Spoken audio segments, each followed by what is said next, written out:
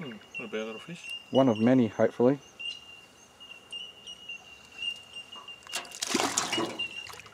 You got to pay $2 every time you say that F word while we're filming. Oh, you were filming? Sorry, mate. In him, you know, like he was nearly knackered. Oh well. Yeah. What's that? He's just spat out. Ah. See that? He's just regurgitated it. Yeah, gut full of food.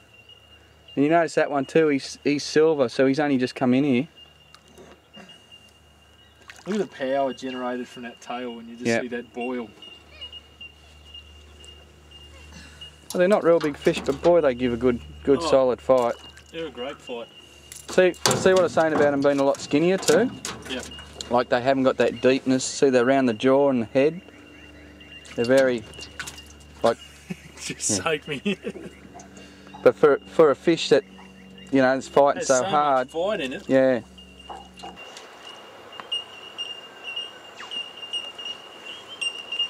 Just keep in one spot.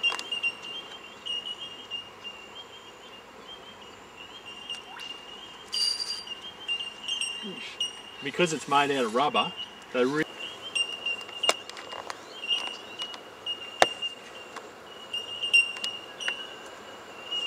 Look at the boil behind it. That's how we fish them on the Clyde. Just hardly move them. Just keep them in one spot.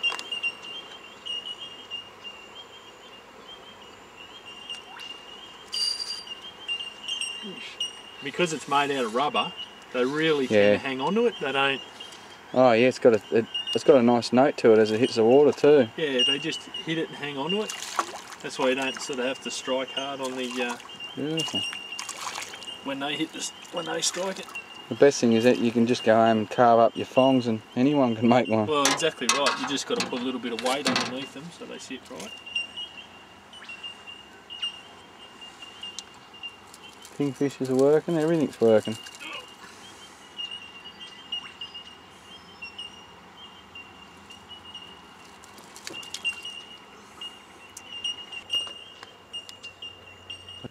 They're quarry holes.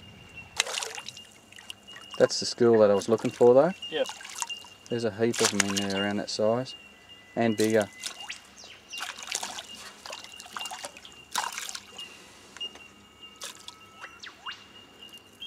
There he goes. Beautiful. They fish anyway. They're well, not a noxious fish, but they're a pest. A lot of people go down and scoop them up to feed their fish at home. Like I used to have barramundi. I used to go down to one of the local creeks and just scoop a whole heap of these things up. But they're obviously having a good feed on these at present. Oh, you spat that one out. Yeah. Bit of a head shake. Anyway, let's go and get a little fly like that. He grabbed it hard, didn't he? He wanted it.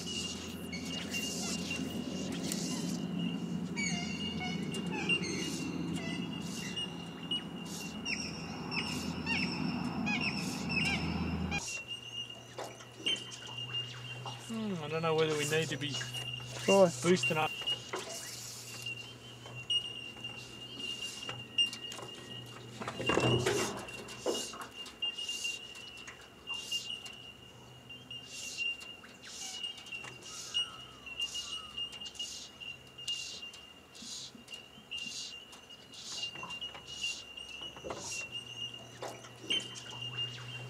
I don't know whether we need to be boosting up the speed.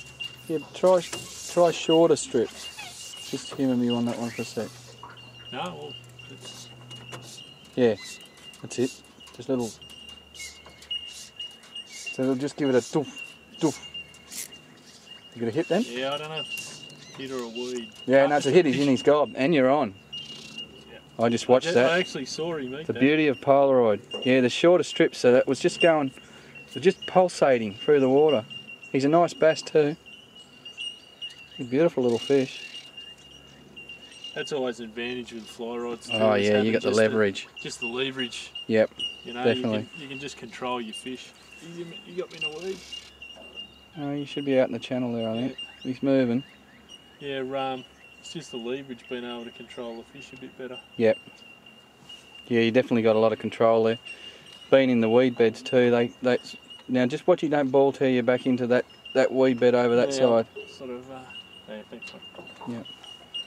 Now it's a bit like these little punts for the electric motors. It's a bit like game fishing in some ways. You've got to. Oh, if you can manoeuvre the boat well. You got to keep, like if I keep spinning you around. Some pressure on that wrist. Oh, he's a beautiful fish.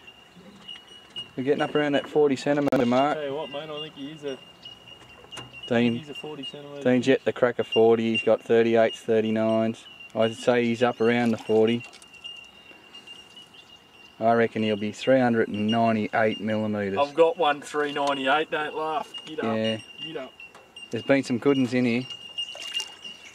He's getting close. Oh no, you've made 40 there. No, 395. 395, you reckon? Yeah. You're not Now, yet. I'll counterweight you here and you'll have to just lean over and lift him in. No, he's only 3. He'd be barely 390. I reckon.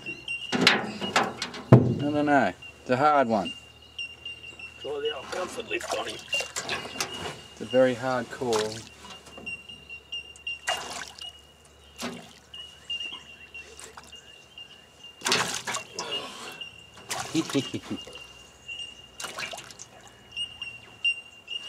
Now you can tell Dean really thinks he's getting close to the 40 mark because he wouldn't be spending this much time trying to get it into the boat.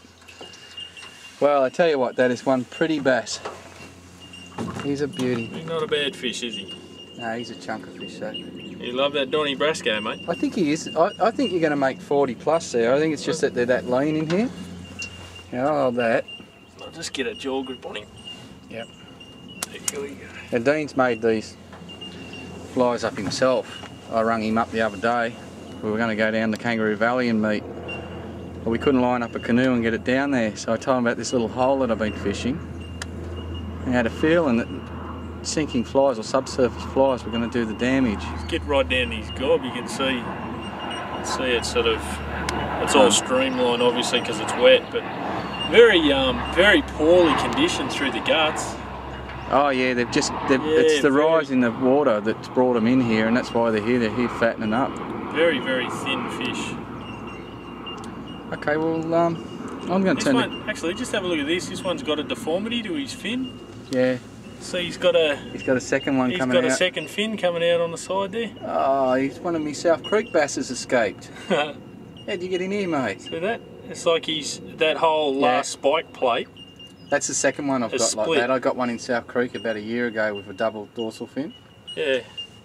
What have we got around here that's close to 400? We can. What I'll do, just smile, because I'm going to turn the camera off.